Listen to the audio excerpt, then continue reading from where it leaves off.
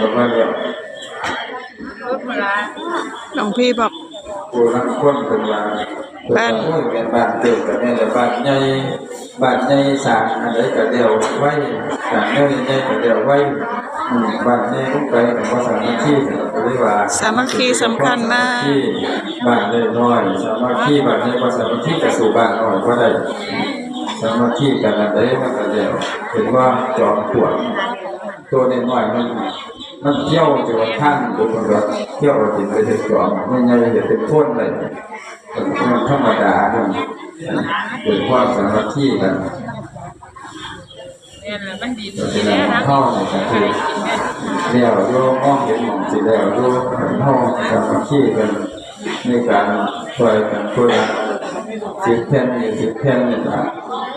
เดี่ยวเพื่ออาจจะเดี่ยวภายในปีนี้สร้างสุรศักดิ์เป็นกับร่องขาแดงในห้องก่อน